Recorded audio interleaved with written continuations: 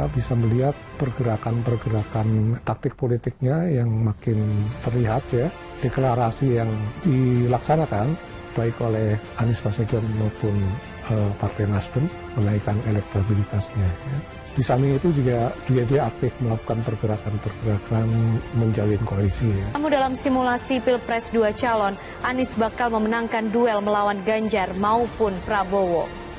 Jika Pilpres digelar hingga ke putaran kedua, Ganjar Pranowo maupun Anies Baswedan menunjukkan keunggulan dari Prabowo Subianto. Selanjutnya, jika Anies berhadapan dengan Ganjar, ternyata Anies juga unggul dengan 47,8% dukungan dibandingkan dengan Ganjar yang hanya 43,9%. Jadi survei Pollmetrics Indonesia ini menunjukkan Anies ini sudah berhasil rebound dan terus naik hingga unggul dalam bursa capres. Nah, dengan elektabilitas mencapai 20,8%.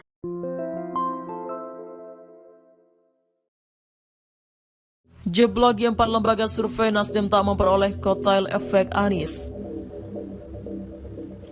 Elektabilitas Partai Nasdem dari hasil sejumlah lembaga survei dilaporkan mengalami penurunan jika dibandingkan dengan perolehan suara Nasdem pada 2019 yang mencapai 9,5%. Survei terbaru yang dirilis 4 lembaga survei menunjukkan elektabilitas Partai Nasdem tidak mewarnai 5%. Bahkan, Indostat menyebut elektabilitas Nasdem hanya 2,1%. Menanggapi hal survei tersebut, Ketua DPP Nasdem Willy Aditya mengatakan pihaknya menanggapi santai hasil survei tersebut. Menurutnya sesuatu yang lumrah jika hasil antara lembaga survei berbeda.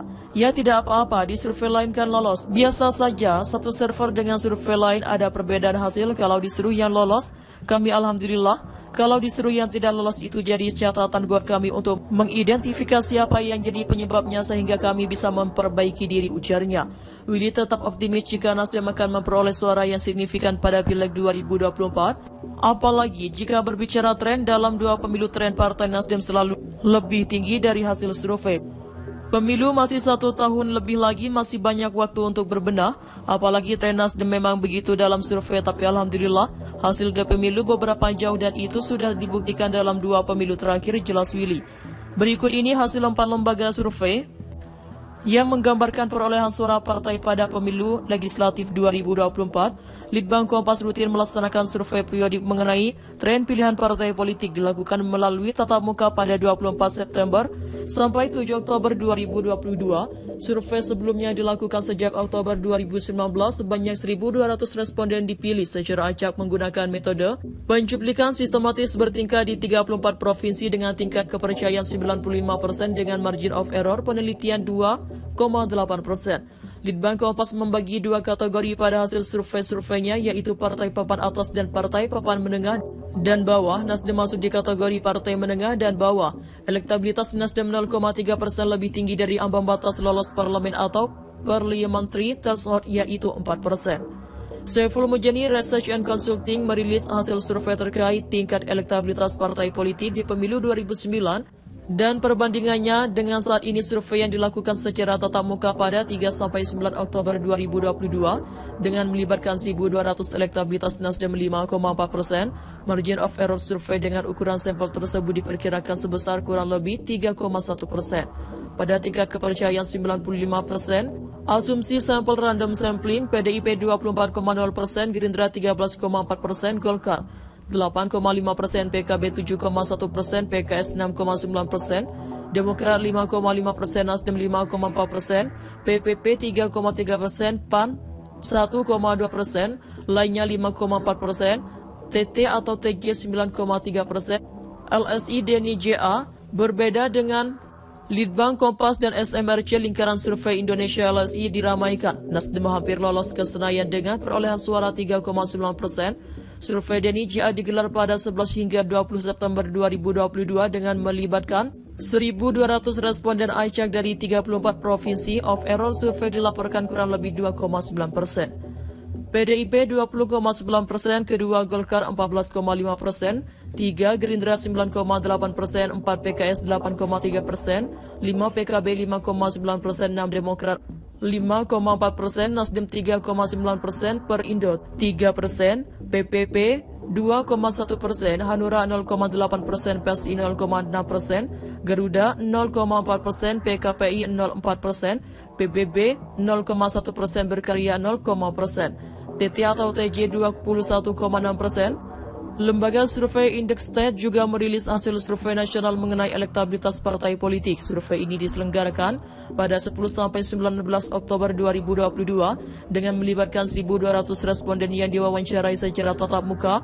Margin of error survei kurang lebih 2,8% pada tingkat kepercayaan 95%. Nasdem mendapat 2,1% elektabilitasnya. Berbeda halnya ketika PDIP mencalonkan Jokowi sebagai presiden pada Pilpres 2014 dan 2019, bahwa membawa efek yang signifikan kepada PDIP yang menjadikannya pemenang pemilu 2 kali berturut-turut. Demikian halnya dengan Partai Demokrat ketika mencalonkan SBY yang menjadikan partai berlambang berlian tersebut menjadi The Rising Star pada pemilu 2004 dan pemenang pada pemilu 2009. Partai Nasdem berharap dengan gerak cepatnya mendeklarasikan Anies sebagai capres seharusnya jika merujuk pada teori kotel efek, parpol yang mengusung capres dengan elektabilitas mumpuni dapat memperoleh elektoral yang signifikan. Akan tetapi apa yang ditemukan oleh 4 lembaga survei memperlihatkan teori selalu tidak sama dengan kenyataan di lapangan. Meski Anies disebut memiliki elektabilitas yang konsisten di 3 besar kandidat capres 2024. Jeblok yang 4 lembaga survei, Nasdem tak memperoleh kotel efek Anies. Elektabilitas Partai Nasdem dari hasil sejumlah lembaga survei dilaporkan mengalami penurunan jika dibandingkan dengan perolehan suara Nasdem pada 2019 yang mencapai 9,5%. Survei terbaru yang dirilis 4 lembaga survei menunjukkan elektabilitas Partai Nasdem tidak mewarnai 5%. Bahkan Indekstat menyebut elektabilitas Nasdem hanya 2,1%. Menanggapi hal survei tersebut, Ketua DPP Nasdem Willy Aditya mengatakan pihaknya menanggapi santai hasil survei tersebut. Menurutnya sesuatu yang lumrah jika hasil antara lembaga survei berbeda. Ya tidak apa-apa, di survei lain kan lolos. Biasa saja, satu server dengan survei lain ada perbedaan hasil. Kalau disuruh yang lolos, kami alhamdulillah. Kalau disuruh yang tidak lolos itu jadi catatan buat kami untuk mengidentifikasi apa yang jadi penyebabnya sehingga kami bisa memperbaiki diri, ujarnya. Willy tetap optimis jika Nasdem akan memperoleh suara yang signifikan pada Pileg 2024. Apalagi jika berbicara tren, dalam 2 pemilu tren Partai Nasdem selalu lebih tinggi dari hasil survei. Pemilu masih 1 tahun lebih lagi, masih banyak waktu untuk berbenah. Apalagi tren Nasdem memang begitu dalam survei, tapi alhamdulillah hasil dari pemilu beberapa jauh dan itu sudah dibuktikan dalam 2 pemilu terakhir, jelas Willy.